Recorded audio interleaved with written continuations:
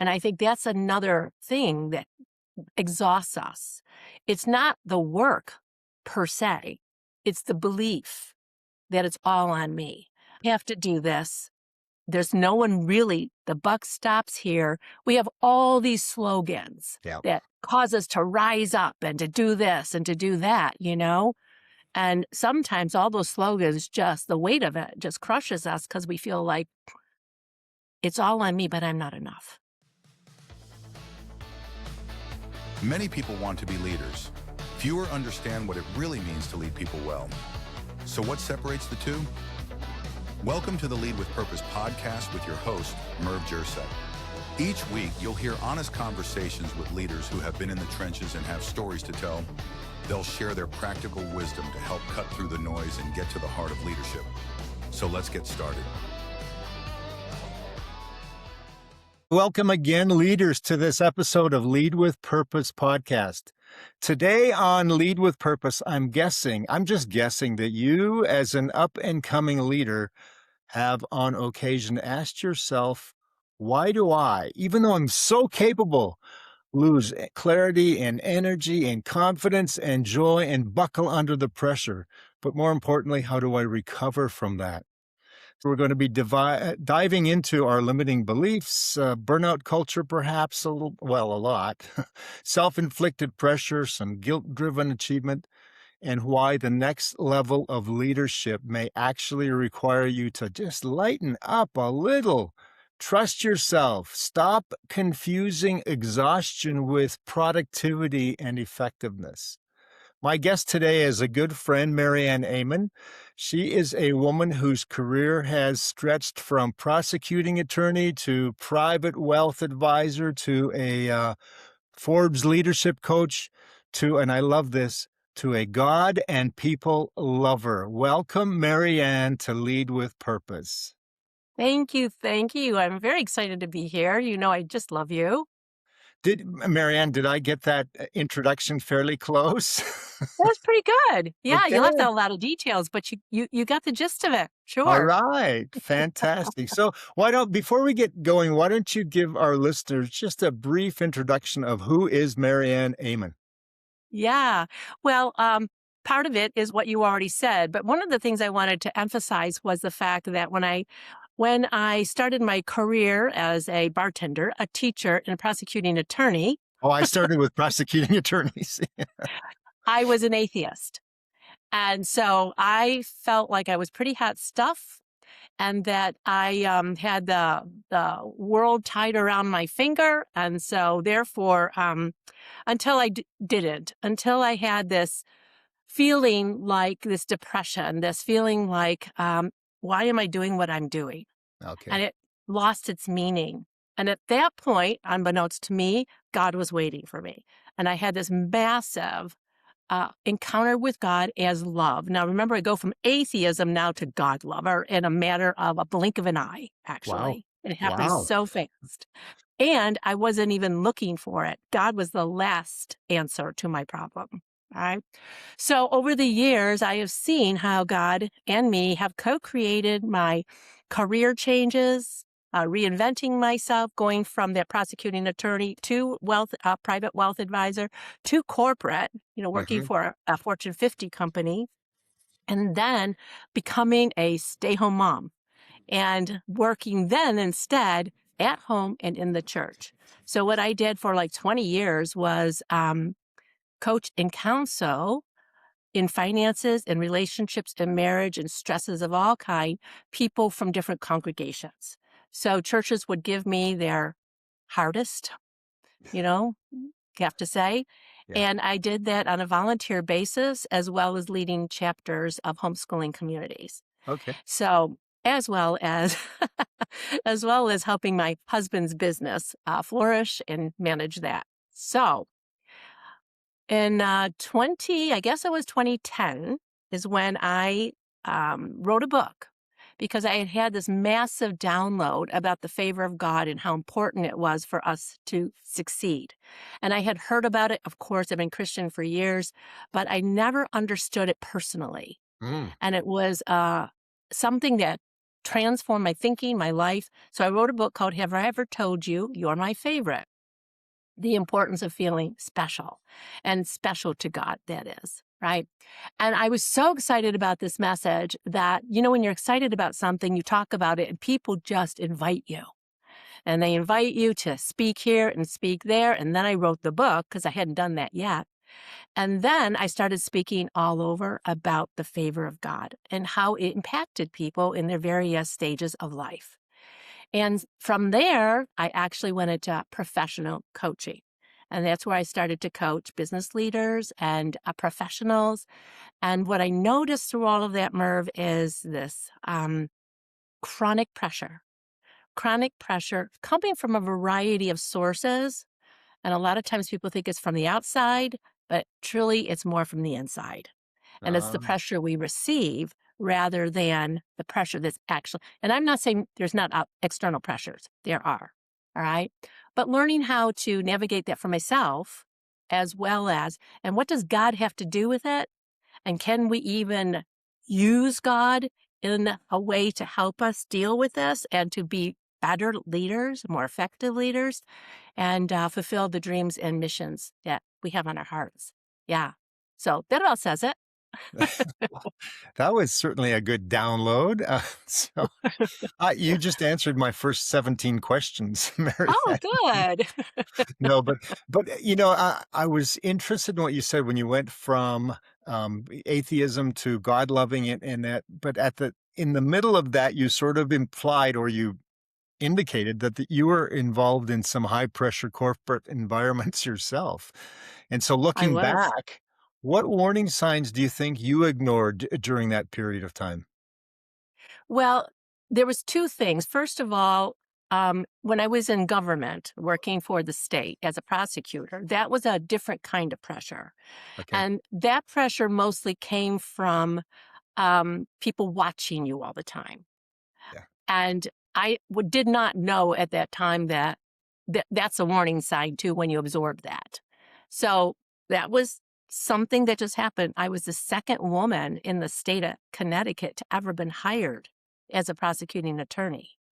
And on top of that, as a minority. So it was a good old boys club. And I have to admit, I got a lot of help from a lot of people. Oh, good. I was absolutely clueless. I had no idea what I was doing. But I look back now and I see the favor of God was already there working for me, though I didn't understand it, nor would I ever think God had anything to do with anything. And I think if we go back through our whole lives, we can see the hand of God in our lives, in our work, in ways we might not have recognized at the time. So one of the warning signs then was that this feeling of being pressured from all the performance pressure is what it is, Sure. you Yeah. know? Yeah. And people kind of waiting for you to fail. There was that. And so rather than, float through that, I just put all that on. And the warning sign was drinking a lot. I was under a lot of pressure and I drank a lot Oh, wow. and got in car accidents. But I never thought it was because of the job. All right. It was just because I liked to party or something like that. But it was really stress having its way with me. It was in that experience that I had that encounter with God. Oh, okay. All right. Now, part of the pressure in that staying in that job, and I think a lot of believers, people, leaders actually go through this. You get a awesome opportunity and you're all excited about it. And I had no interest in criminal law, but here I am, a prosecutor, right? But you don't turn it down when it's offered to you. Sure. So I have found that there's a lot of people, work with a lot of clients that feel trapped. They feel trapped and that there's no way out. They got this great position. They're making great money. They have a sense of power and prestige, but it doesn't fit them. It's not who they Yeah. are. It's not their calling. But how do you give up something like that? So that's the feeling of being trapped. And I Well, think that is a warning sign when you start to feel that, yeah. but you don't recognize it as such, you know? Yeah, I've heard that, and I remember someone telling me, I was looking for a job when I found this one, or I was looking for an opportunity when I found this one. So you're right. There, you do feel trapped, and you feel like you have to stay, right? I mean, And you feel like you'd be really irresponsible and yeah, stupid. You're yeah, foolish if you yeah. give this thing up, you know? I mean, So there for weren't many people. Go ahead. oh no, I was going to say for my younger audience, for those who are up and coming leaders, in terms of those kinds of pressures that you just elucidated, do you think younger leaders today are under more psychological pressure than even you and I were in our generation, or do you think it's roughly? Absolutely. Oh yeah, Oh, yeah, absolutely. Yeah. I think we all have, whatever our age is, we have that pressure to perform. We have that pressure to prove ourselves. We have that pressure to do our jobs with excellence or else, right? yeah, I think yeah, everybody has the or else energy that they have to deal with. yeah. Okay. I And call it the or else energy. But young people with social media, with everything being, everything's metrics and everything is, you know, being examined and compared to, and the information overload. So it's really hard to sort through all of that. And mhm. I don't even think they know any differently. That's probably very true. I know when I was younger in my career, before I went into Few my years retirement ago. years.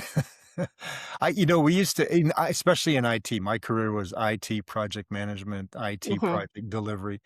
We typically equated exhaustion with our effectiveness or with our importance or with our productivity. I mean, you were a hero if you could pull an all-nighter and come in the next morning at 7 a.m. and you're still at your desk. And do you feel that's part of Absolutely. it?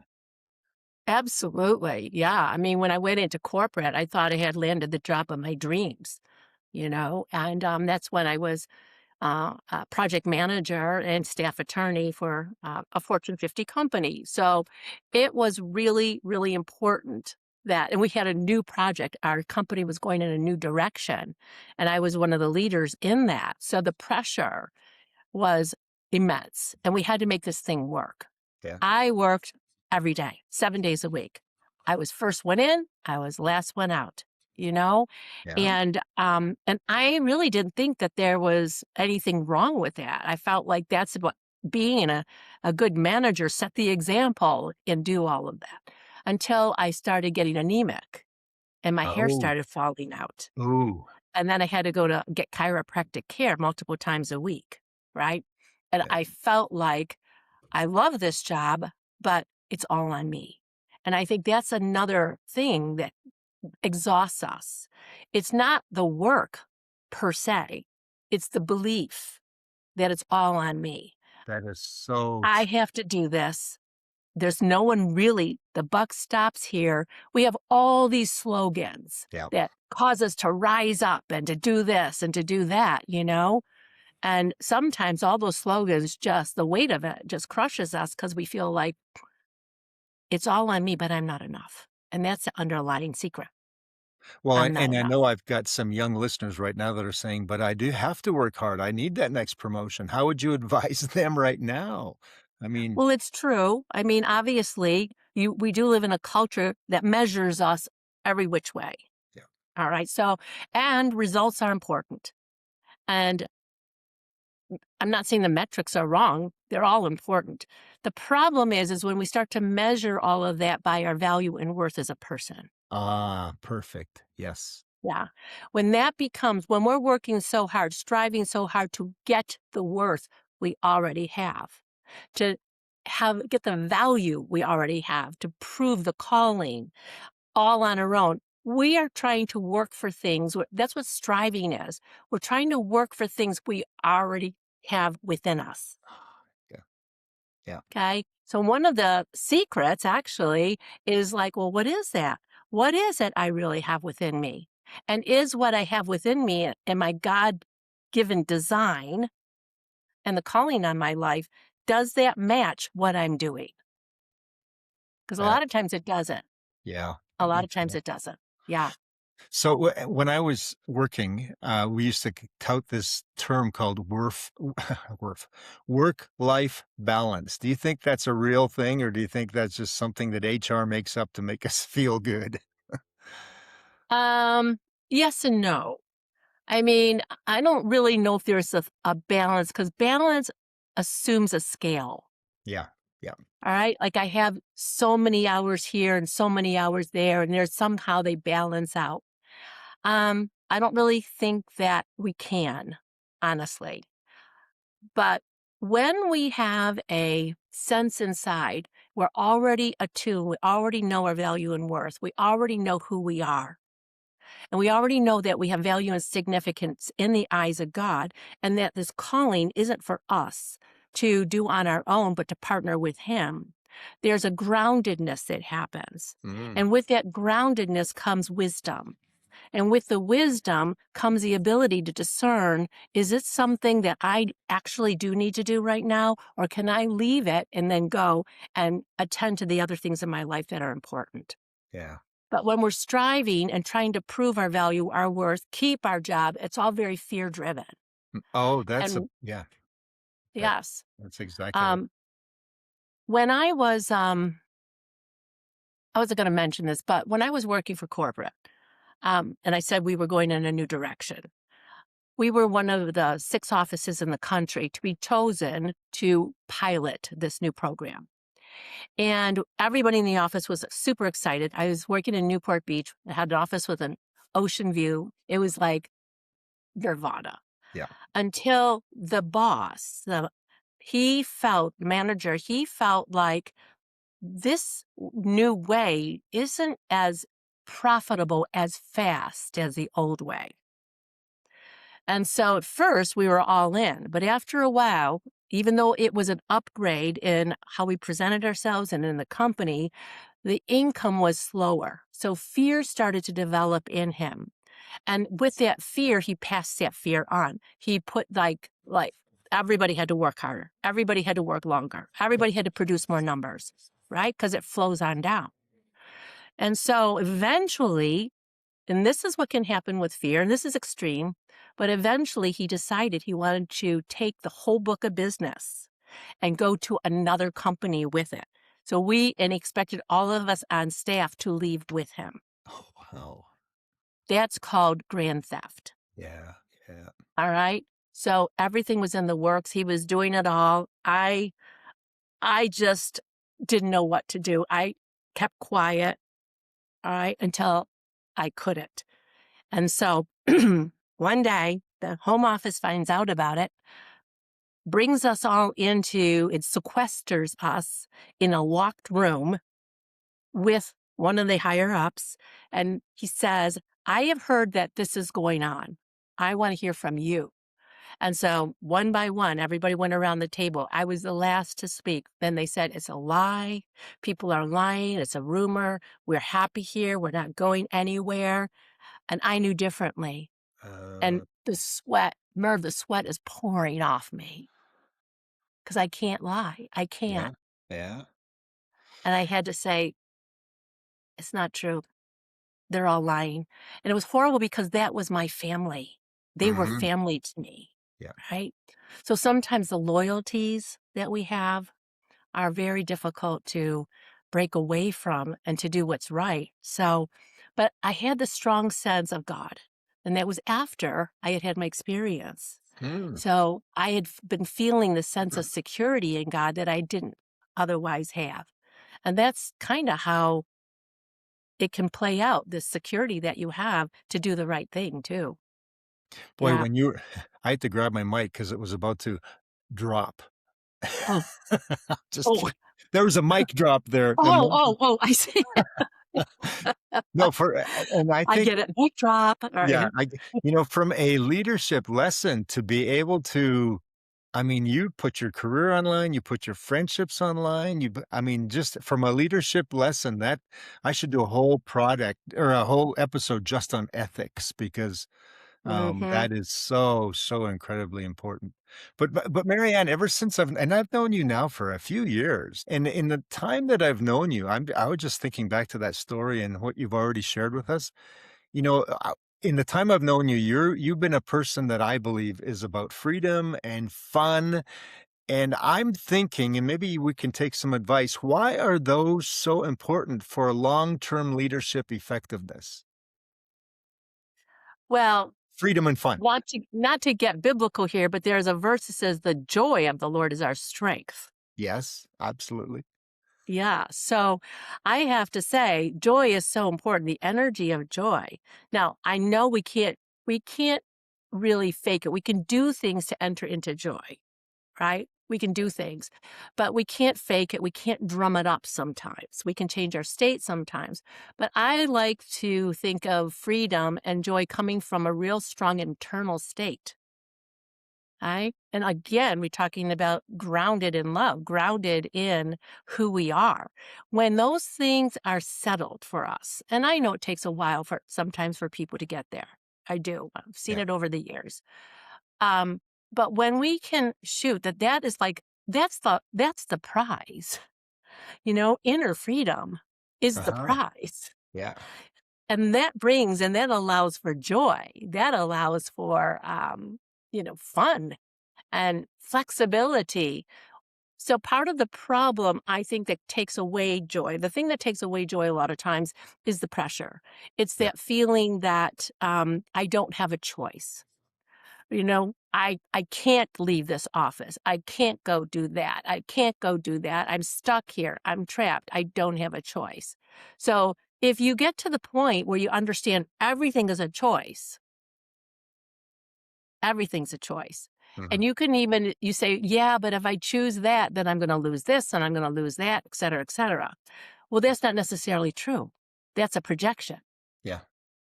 It's just a projection. So once you kind of settle those things, it gives you freedom. It gives you opportunity to relax and to enjoy life better.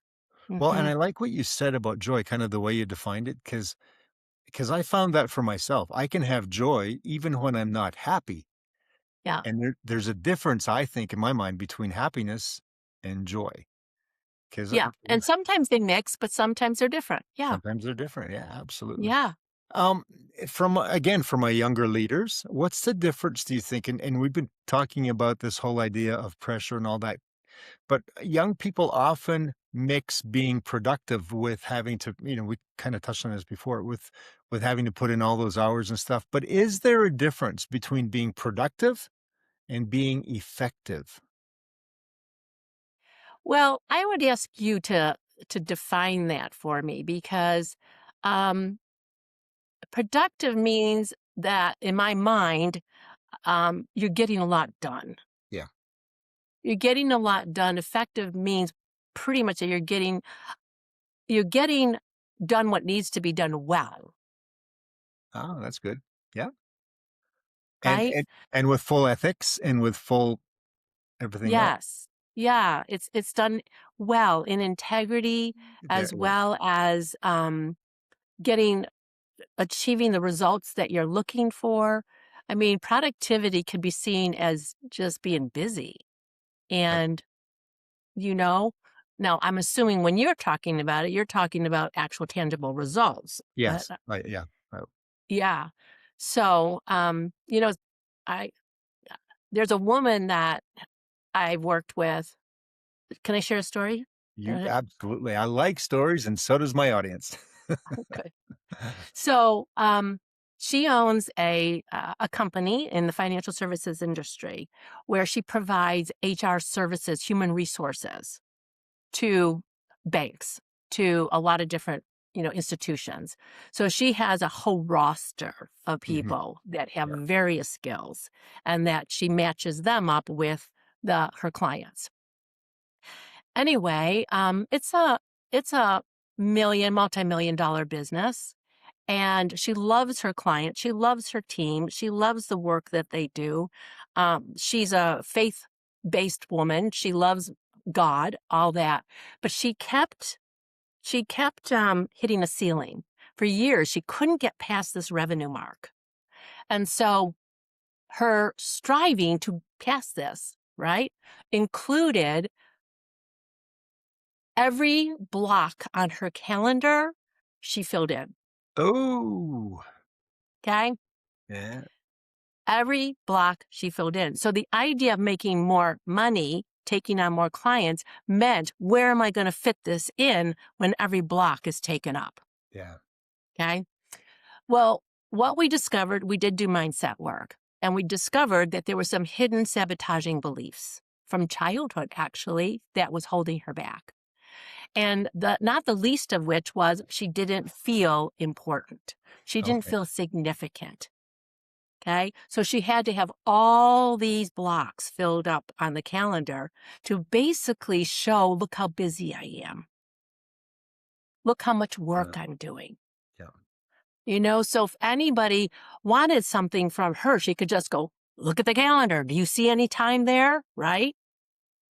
So it kind of helped her to um, escape from some of the perceived responsibility and having to answer. Right.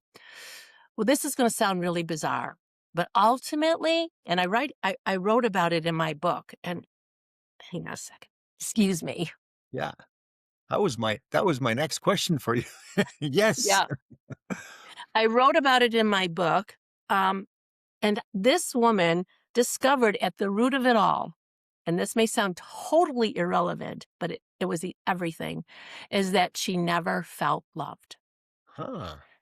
There are a lot of people who are working ultimately to feel loved, to feel valued, to feel like they have meaning in this life.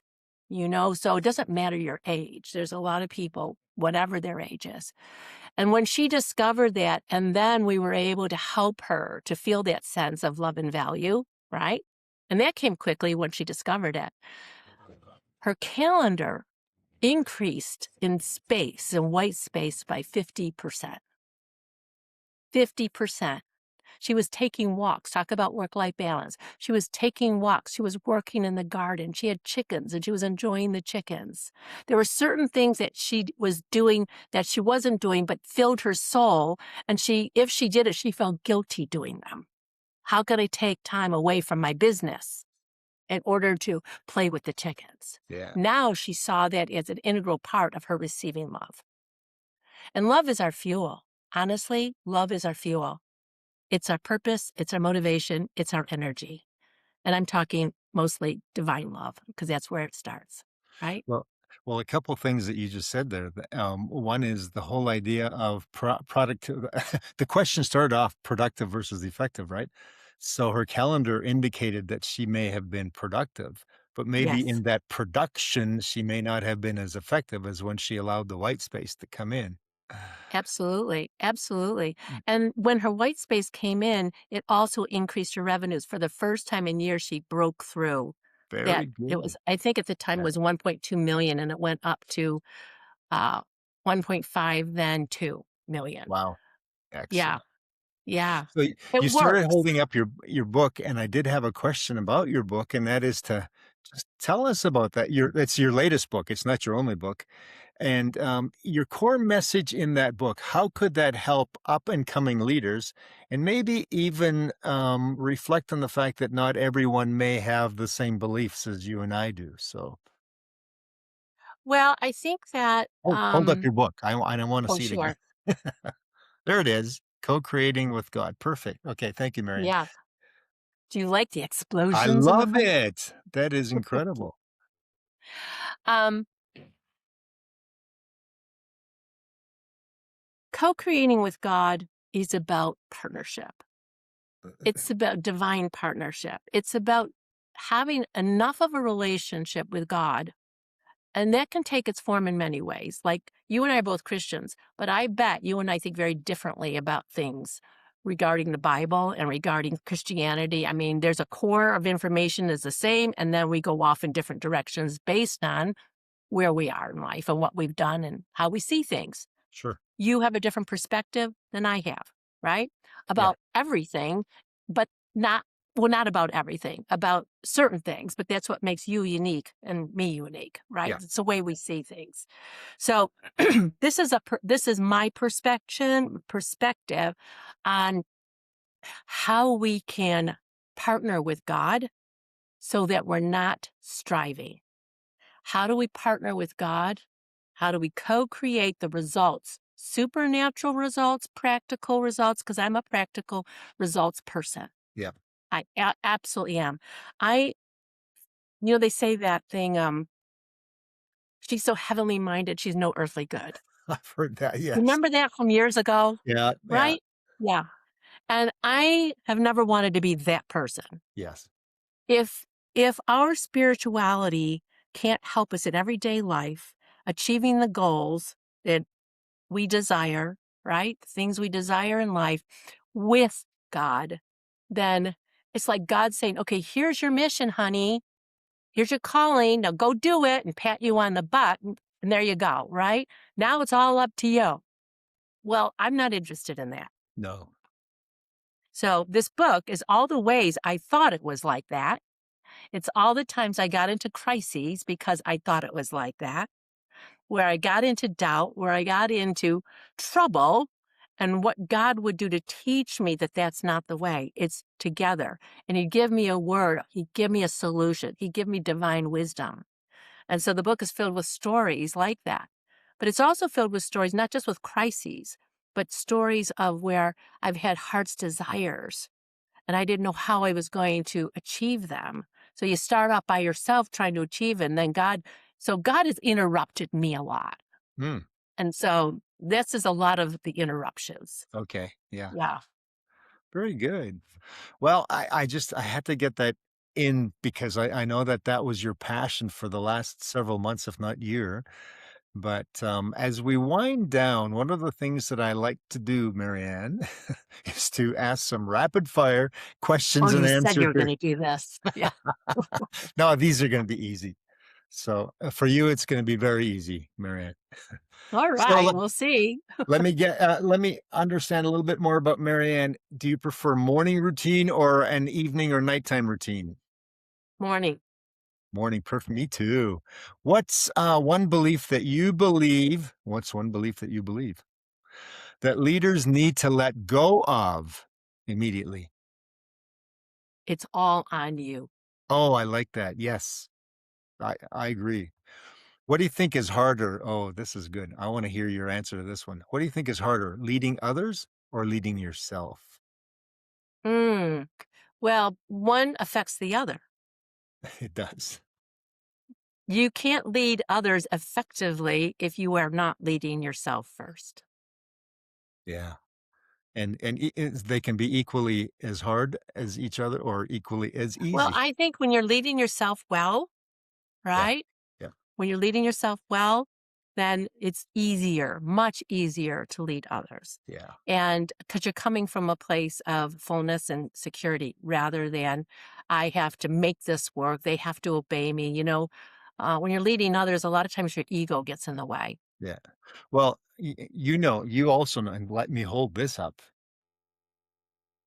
Oh, lead smarter, not, is that your book, Merv? Yeah, that's my book. And, Oh, it's cool. interesting what you just said. And what I did in the first couple of chapters was I talked about the whole idea of emotional intelligence, which starts with Yes. self awareness. And so, Yes. and then it gets into leadership based on that. So you and I are on exactly the same train. Yeah, there's too many leaders that have the cart before the horse or the tail's wagging the dog. Yeah. Mhm.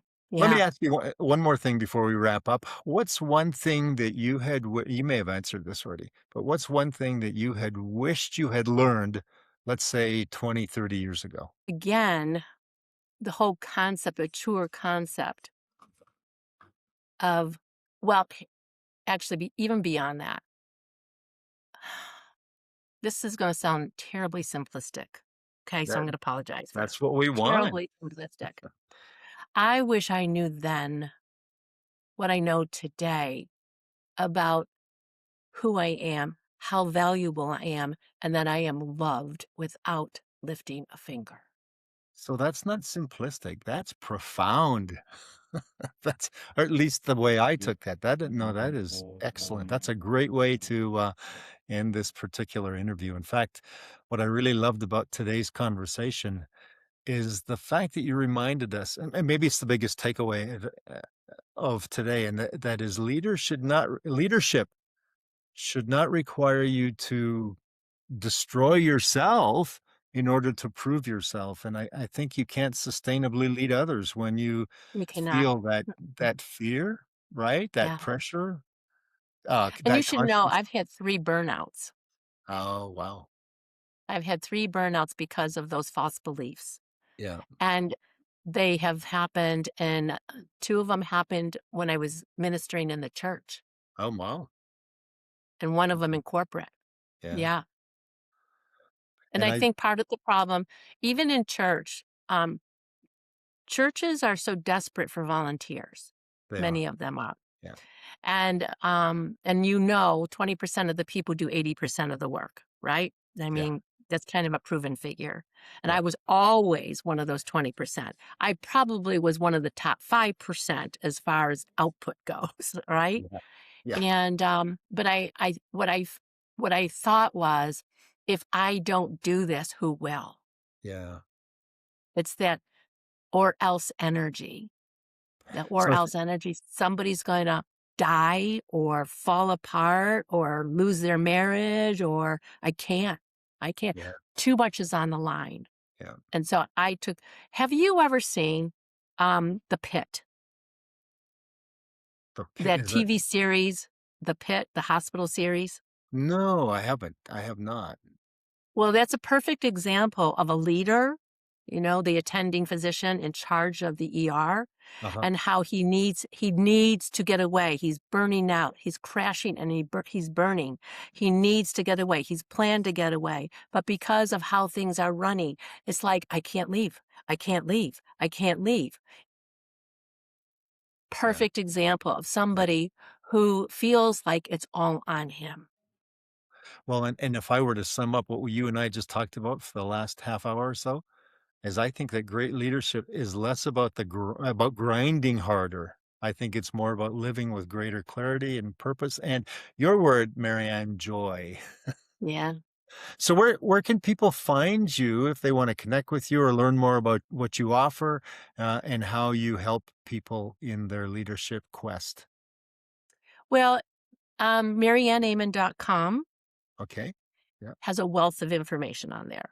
It's a totally revamped website too. I hadn't done it in 8 years, redone it. So I just went through the process of talk about having to be clear, Yeah. right? There you go. And Ehmann is So, spelled Ehmann, yep, EHMANN. Mm-hmm. not AMEN. That's right. We could say amen. Amen. All right.